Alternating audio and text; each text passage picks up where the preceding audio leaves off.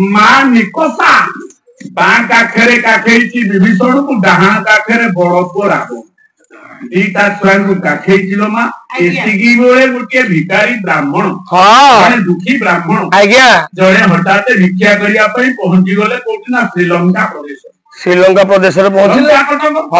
किसी अभाव नहीं चतुर्दशा परिलंका स्वर्ण प्रकार बेचिता सुवर्ण वही लंका कटकरे भिक्षा करिया पई जने भिक्षुक ब्राह्मण जते बेद पाठ कले निकोसा काखेरे दीटा छुआ ब्राह्मणंकर वेद पाठ शुणी विभीषण जाए निपाणी दौजी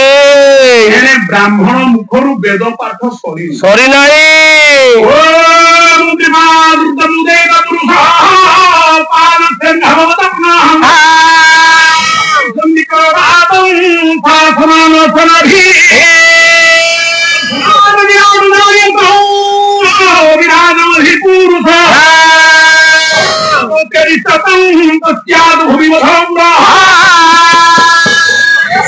ओम नमो भगवते वासुदेवाय भगवत विद्याधि मानो विभीषण डेई गला भला हमारी रे विद्या धरि गया भला गाली रे हमारी रे खाली कोन सेति की आओ विभीषण दौड़ी जाई गौणी खंडे चाउल खंडे वस्त्र किसी दक्षिणा दे कि न बही पड़ीगला मुंडिया माइला गोसई विभीषण रा केमितिया लक्षण देखो तार सुना आज्ञा आज्ञा रावण डेई कोइला काठू ब्राह्मण भिकड़ा रे तेले ने की जाउ रावण एड़ी के तेड़ा धइला गोटे माकड़ा पत्थर तेड़ा खंडे धइला तेड़ा ए भिक्षा न देई रावण हालो भांगी दे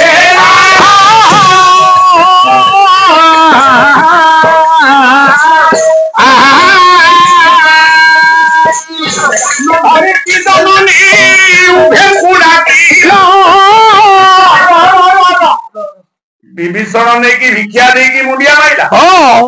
किछि बात गांड दुआर जाईची रावण गोटे टेड़ा पकेला ता थाଳ भांगी गला शास्त्र कहला जहा को भिक्षा न दले नहीं का थाଳ भांगी दियो नहीं कहार निंदा ए प्रशंसा न करे नहीं कहार निंदा गाइबो नहीं ना नहीं ठीक तो आज्ञा जननी निकोसा दी जन को कानू को धर के आइला कानू को कहला विभीषण ना ना मु नैतिकता धर्म कली मानव धर्म कली दान धर्म ये होची मानव धर्म कली परा ना हेरे रावण आज्ञा तू कौन बोल मो धर्म मु करछि ना मा मु धर्म करी मु भी धर्म करछि ना तू धर्म करू से धर्म कर मु धर्म करछि अरे मु भी धर्म करछि विभीषण को पचाला तू की धर्म करू ना दुखी और की तो प्रेम का है ओ दिया होया गोरा जाए दिया मोर गोरा सोरे भरा दिया मोर गोरा सोरे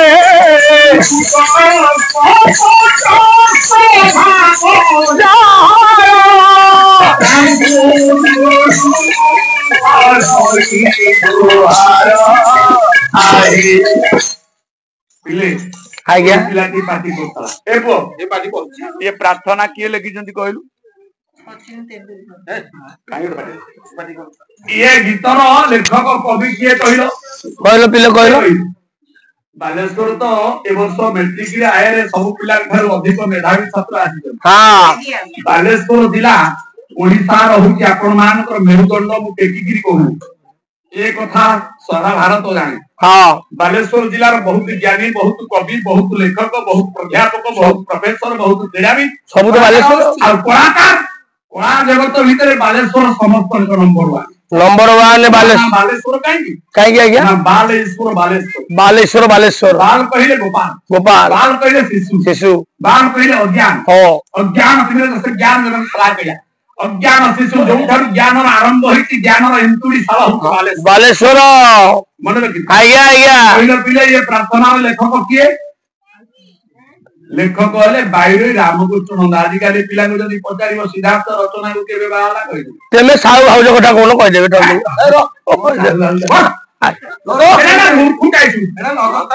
कोन मु कथा ऊपर कथाटा कहली मूर्ख होई गली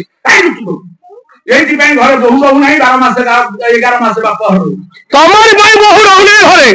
जेमे तो सब दिन बाला लगेई रखु तो मु बाला को जाउची भाई ना बहु के घर रहबो कहि विभीषण कहला मां सुखी अरखित देवता ब्राह्मण मान भिक्षा दला हला मोर धर्म दान ठार नाही पुण्य हां यथा दानेनं शौचम आज्ञा दान कले मनुष्य स्नान ठार आहु शौच ही आ दान मु करूची ना मन रखि आज्ञा तेनु रावण को पचरा गला तू कोन धर्म कर अरे तू कोन धर्म कलु रावण ना मां बुझी पारु से भिखारी धर्म कला मु राज धर्म कर राजकीय विभीषण एम अछि प्रत्येक पिला मानकर पाठ पढिला गोटे एम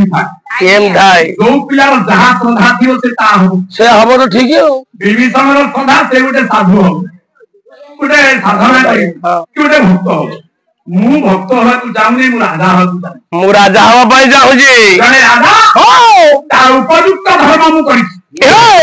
ना कोन तू भिखारी की भिख न देता थाल भांगी देलु ना मां काई दाऊ भिको दबो मा ईश्वर ताकू गोड़ हाथ देइछन हां तरा आखी कान ना को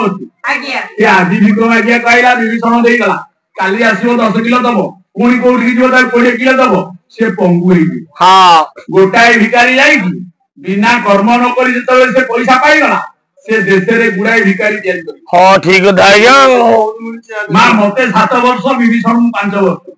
मु जते बेले राजा हबी सेते बेले लंका कोट करे खाली भिखारी मारो मारो हे जाई थिले रे जे भिखारी को वंश वृद्धि जहिति होई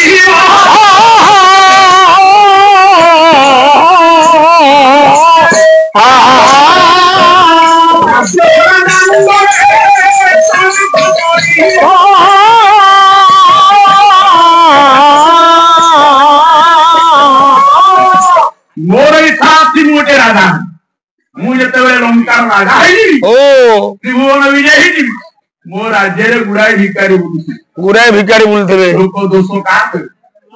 राजांग विभीषण दोष देबे ना राज्य रो राजा को राजांग दोष देबे से तो पंगु न से 10टा कदली गछ पोती थेले बंतल कदली नै बालेश्वर बिक्री करी बंची जाई थांदा कोसिला पोटारिया लगेई थेले कर्म करथले कोसिला बिक्री खाई थांदा हां तार गोड़ हाथ ईश्वर देइछन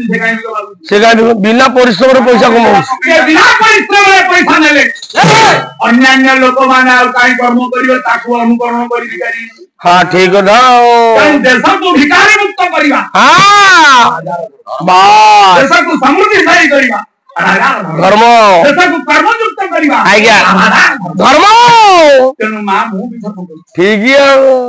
रावण धर्म रावण करूची विभीषण धर्म विभीषण करूची से दिन केही जानि नथिले आज्ञा जे राम वनवास जिए बोली आज्ञा समस्त मंच सजौछन हां के रजनीगंधा सजौची के कुसुम फूल टंगौची सारे सब राज्य राजा माने एकाठी हे आछन आज दशरथ बुढ़ा हे गलानी आ राज्य पाई पारुनी निज पुओ को बड़ पुओ राम को राजगादी दायित्व दब जते बेले सब राज्य रे डेमुरा दिया जाय सब राज्य राजा माने आउत सब राज्य पहले केतेटा राज्य सारे केतेटा राज्य थला सेते बेले आज्ञा सेते बेले थिला 16टा राज्य आम भारत कहले परवर्ती समय रे हे गला आपण मानकर 22टा राज्य ना नहीं हां वर्तमान भारत वर्ष रे हे गलानी 30 राज्य हे गलानी 31 वर्तमान जंप करिया जाउची आ ना नहीं ठीक द आज्ञा से राज्य मान को कोन आज्ञा कवि सम्राट उपेंद्र भंज वैदेश व्यास काव्य रु गोटी लागी कोन कहले आज्ञा कोन कहले इत्यादि मघामस्य द्रावी राधा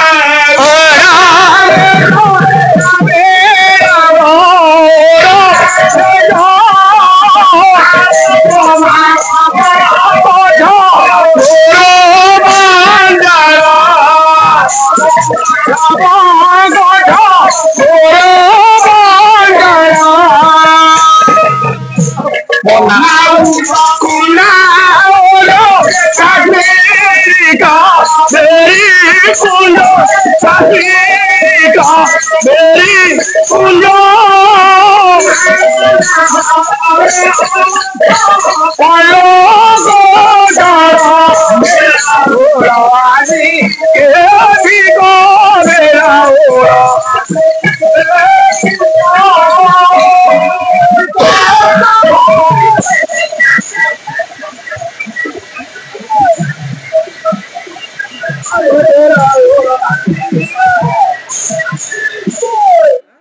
बेदी चेदी मघ मत्स्य गल डाहाण कुंड्र कुशल बनाउज बनाउज काश्मीरी कावेरी कुंज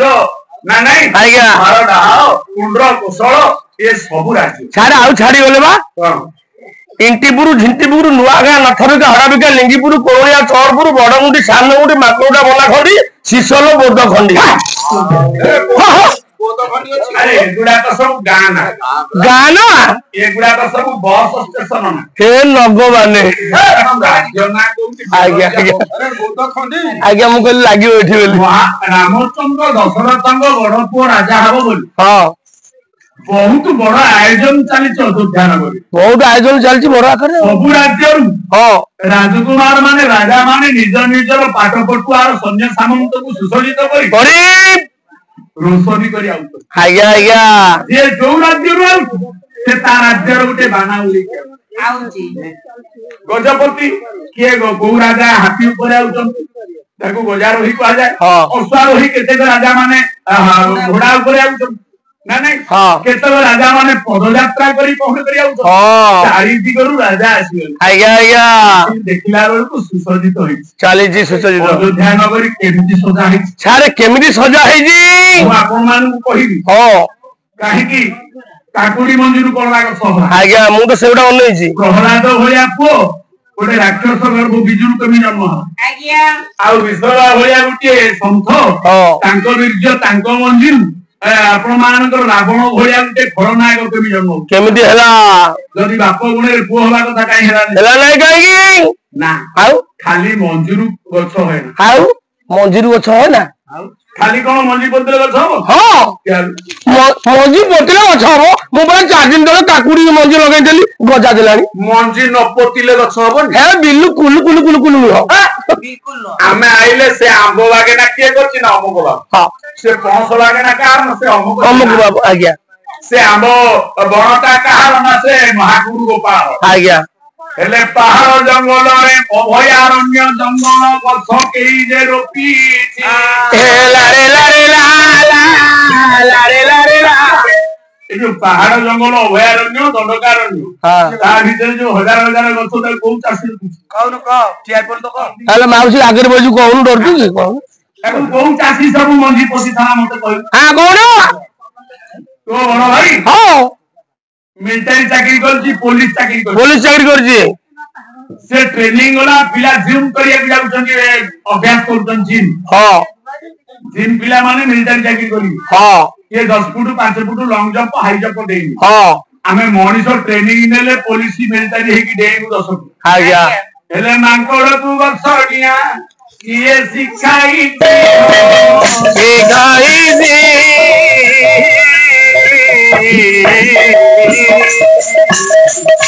कॉलेज रे पूरी ट्रेनिंग नहीं हो के नहीं थी तू आर्मी चाकरी करू 10 फुट डेरिया 6 मास ट्रेनिंग हां मांकोड़ 50 फुट डेउची को ट्रेनिंग हुई अरे दादी ठीक तो कौन कहलु मंजी पोतिले 10 हबन हो आज्ञा नपोतिले भी हबो हबो नपोतिले हबो सीधा जदी चढ़ी खाई के मल त्याग करे हां जदी पानी पाग ठीक रही गला हां जदी ऋतु चक्र ठीक रही गला तारपरे पानी ठीक समय रे शीत ठीक समय रे खरा किरण ठीक समय पड़ला हां से गछ हबो आमे जन्म होइते बापा होती मंजी हां मां होती गछ बापा मंजी मां गछ आज्ञा बापा होती मंजी मां होती गछ ये मंजी आ गछ ये दीटा एकाठी हला केते बेले सारे को दिन जो दिन मुदी भी पिता माता संजोग काए पिता माता संजोग काए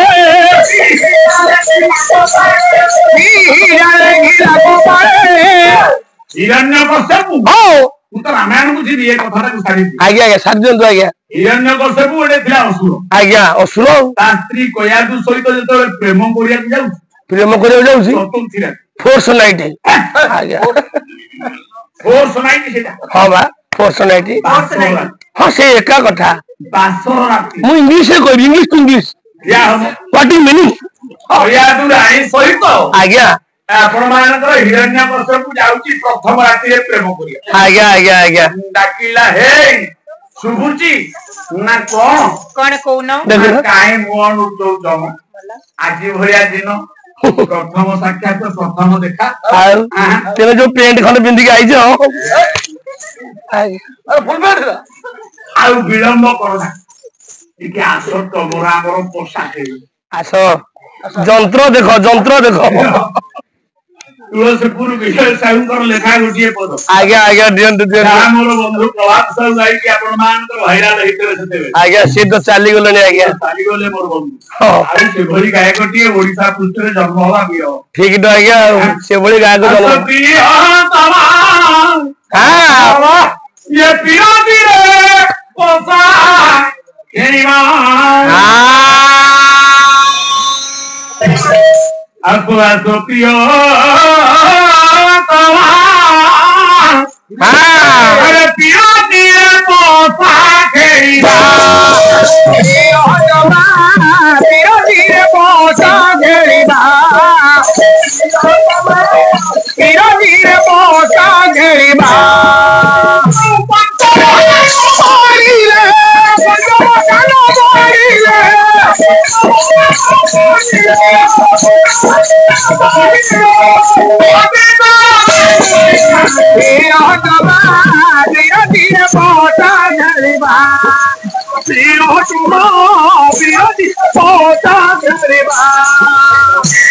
ପଞ୍ଚମ ଦାନ ପଡିଲେ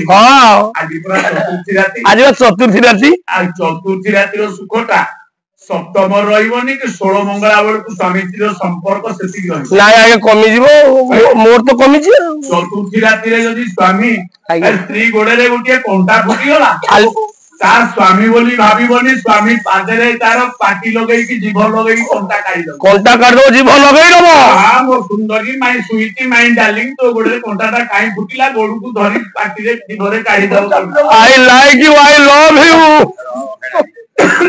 ଆଜ୍ଞା ସେଇ ସ୍ୱାମୀ ସ୍ତ୍ରୀ ଯଦି ସପ୍ତମଙ୍ଗଳା ଦିନ କୁଆଡେ ଯାଉଛନ୍ତି ସ୍ତ୍ରୀ ଝୁଣ୍ଟି ପଇଲା କି ସ୍ତ୍ରୀ ଗୋଡରେ ଗୋଟେ ପଡିଗଲା କଣ୍ଟା ପଶିଗଲା ସେ କଣ ଆଉ ଦାନ୍ତରେ କାଢିବ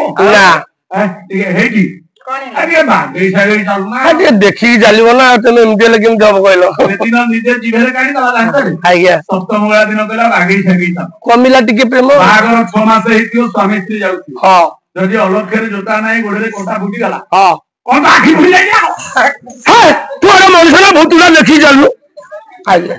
ତେଣୁ ଆଜି ରାତିଟା ଆଉ ଜୀବନରେ ମିଳେ ନା ରାତି ତ ରାତି ଗୋଟିଏ ରାତି ଚତୁର୍ଥୀ ରାତି ରାତି ତ ରାତି ଗୋଟିଏ ରାତି ଶିବରାତ୍ରି ଆଜ୍ଞା ଆଜ୍ଞା ଇଏ ହଉଛି ଆଧ୍ୟାତ୍ମିକ ରାତ୍ରି ଆଜ୍ଞା ଶ୍ରେଷ୍ଠ ରାତ୍ରି ଆଜ୍ଞା ଇଏ ହଉଛି ଆଦି ଭୌତିକର ଶ୍ରେଷ୍ଠ ରାତ୍ରି ୟାଠାରୁ ଆଉ ରାତି କେହି ଭୋଗ ରାତ୍ରି ମୋର